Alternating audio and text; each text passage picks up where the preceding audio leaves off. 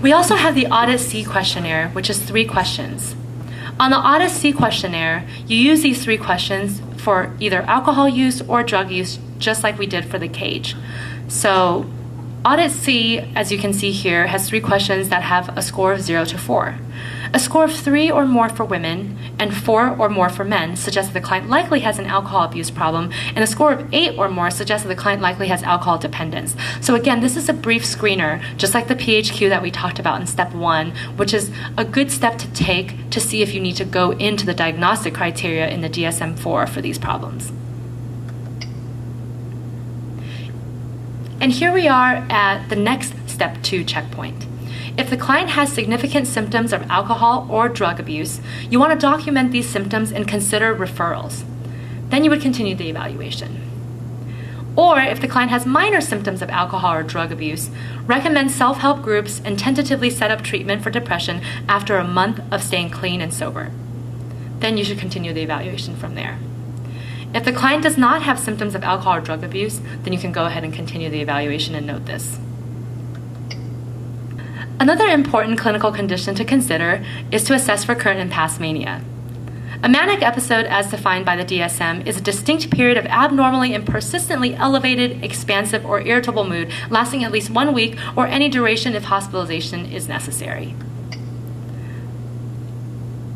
You can look through the mania symptoms using the DSM, and then you would arrive at the next step 2 checkpoint. If a client has current or a history of mania, refer them to their psychiatrist. Client can be returned to the therapist for treatment if not expected to be complicated. Then you can continue the evaluation from there. If the client does not have symptoms of mania, you can go ahead and continue the evaluation as well.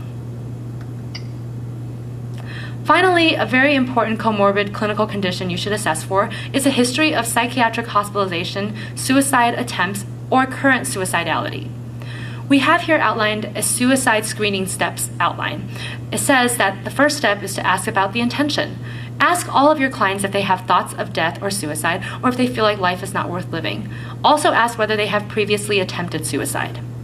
The second thing you should assess is plan. If the answers to step 1 is yes, inquire about plans for suicide. How much have they thought about suicide? Does the person know that he or she would commit suicide? Have they set a time for this? Are there specific conditions that would precipitate suicide? Third step is to ask about means.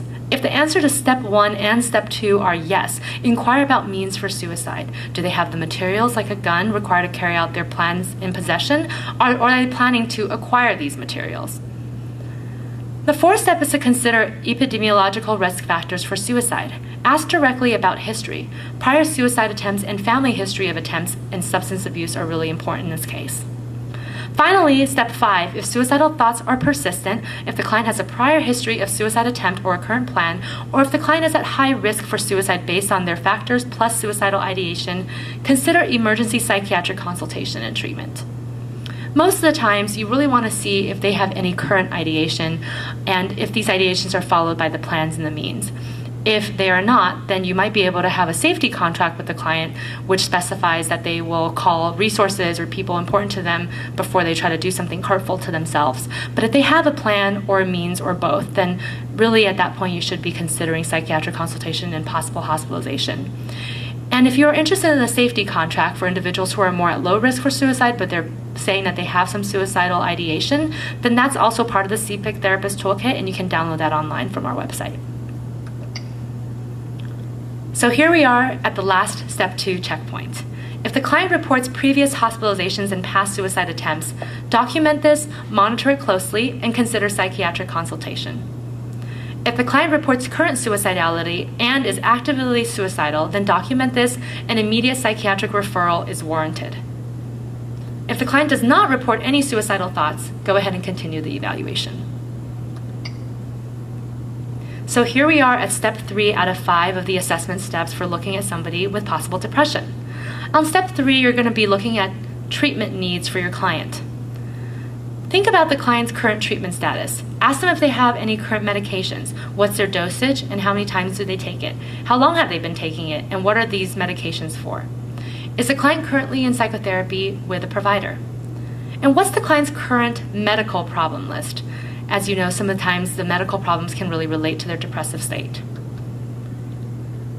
You want to identify clients who require hospitalization, crisis intervention, or immediate referral. And some of these other ones, besides suicidal ideation, plan, or means, are things like inadequate nutrition. Is the client not meeting their own basic needs at this point because they're that depressed? Do they have any psychotic symptoms? This relates a little bit to the assessment of mania that we did in the last step, but I think it's also really important to specifically ask for psychotic thoughts, and if they have delusions or hallucinations, these are all really important to address.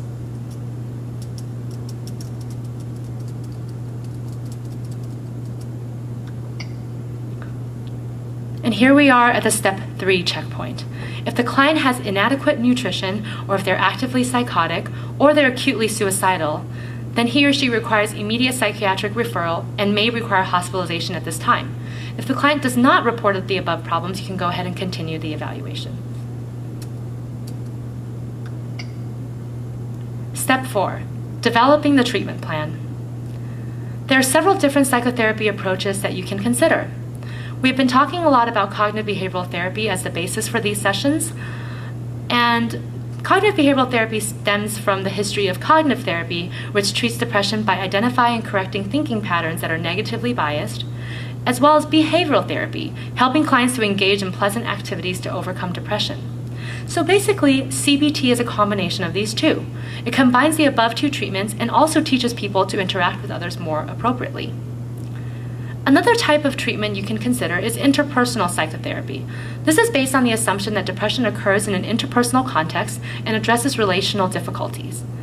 And of course, there's also psychodynamic approaches and other approaches that you may consider. In the CPIC project, we have resources available for cognitive behavioral therapy, which includes training and toolkits. Another thing that you should think about when you're deciding what treatment option is best for your client is whether or not they need group or individual treatment.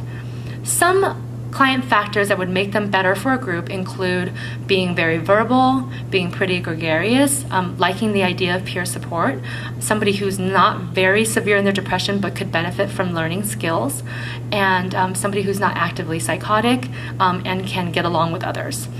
If their depression is more severe, or if they seem a little bit more introverted and don't feel comfortable in groups, then it's best to proceed with individual therapy. So I want to go ahead and briefly overview the cognitive behavioral model here, which we'll get into a lot more detail in the next session. But the cognitive behavioral model is based on the idea that thoughts and behaviors can improve your mood. So you can see from this slide that thoughts, behaviors, and mood are all interrelated. You cannot directly change your mood. How many of you have tried saying, I'm just going to stop being mad when you're mad? Does that really work very well for you? Cognitive behavioral model says it doesn't really work very well. Actually, you have to change your thoughts and your behaviors, and they in turn can affect your mood. So even though you can't change your mood directly, there are things that you can do, active things that you can do to change your mood. And this is why cognitive behavioral model is so much trying to make the client be a lot more efficient, to build their confidence, and to make them think that they can do something about their depression, that they're not just passively experiencing these problems.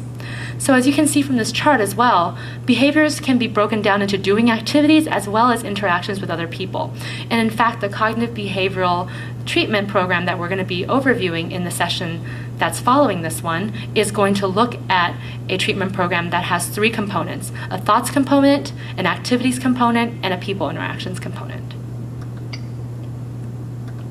And here we are at the final step. Step 5 is to activate and educate the client.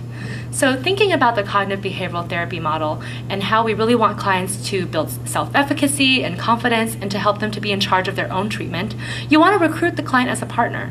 You want to try to understand the client's perspective, educate clients about the biopsychosocial model, which is the cycle of depression, which I'll be showing you on the next slide, and encourage clients to ask questions and develop creative solutions. You also want to encourage client self-support. The important idea about CBT is that you're helping clients to be their own therapist so that when they're not in session with you, they're learning skills that they can help themselves with on a daily basis.